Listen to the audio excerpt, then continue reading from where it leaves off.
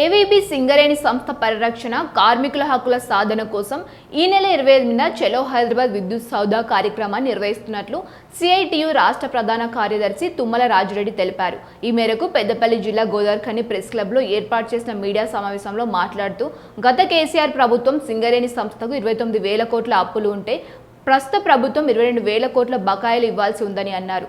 దీంతో సింగరేణి సంస్థ నష్టాల బారిన పడే అవకాశం ఉందని ఆగ్రహం వ్యక్తం చేశారు.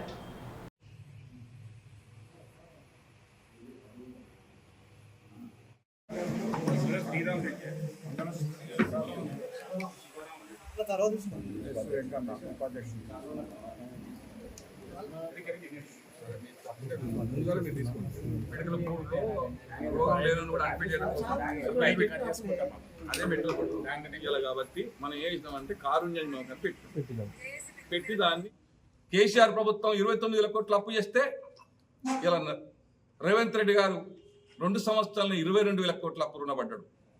మరి సింగరేణి సంస్థ ఎట్లా నవ్వాలంటున్నాం మేము. ఇంకా గొప్పతనం ఏంటంటే మా డబ్బులు మాకు ఇవ్వకపోగా రాష్ట్ర ప్రభుత్వం ఇచ్చి విద్యుత్ కొంటే నెలకి ఒక్కటికి 42 కోట్ల రూపాయలు కరెంటు బిల్లు కట్టమంటున్నాం.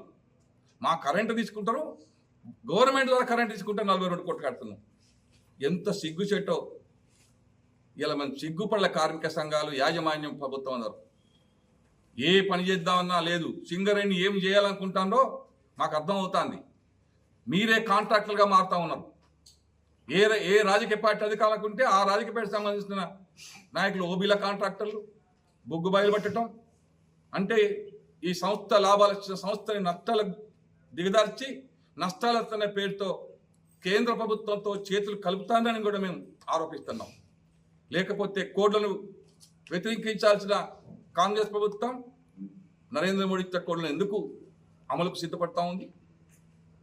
ఇతర రాష్ట్ర ప్రభుత్వాలు, అది కేరళ కావచ్చు, బెంగాల్ కావచ్చు, తమిళనాడు ప్రభుత్వాలు నరేంద్ర మోడీ ఇచ్చిన కోడ్లని మేము అమలు చేయమని చెప్పి తీర్మానించి పంపితే రేవంత్ రెడ్డి గారు ఎందుకు పంపుతలేడు అంటే ప్రభుత్వ రంగ సంస్థల్ని, కార్మికుల్ని, హక్కుల్ని తీసేయడంలో మీరు బీజేపీతో కలిసి పనిచేస్తుందా అని చెప్పి మేము ఆరోపిస్తున్నాం.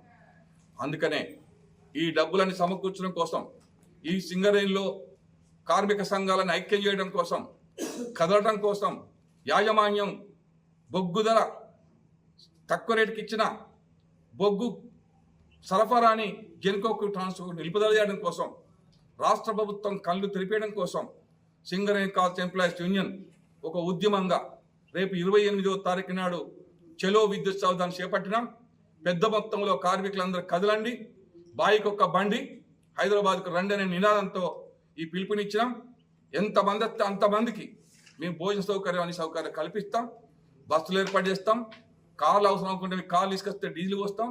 అందుకే కార్మిక సోదరులందరూ మన సంస్థను కాపాడుకోవడం కోసం, మన హక్కులు నిలబెట్టుకోవడం కోసం, మన మెడికల్ అన్ఫిట్లు మళ్ళీ పునరుద్ధరణ కోసం, మన సంస్థ పురోగతి ముందుకు తీసుకుపోవడం కోసం మీరు అందరూ కలిసి రావాలని చెప్పి సింగరేణి కాల్స్ ఎంప్లాయీస్ సిఐటిగా కార్మిక వర్గానికి విజ్ఞప్తి చేస్తా ఉన్నాం.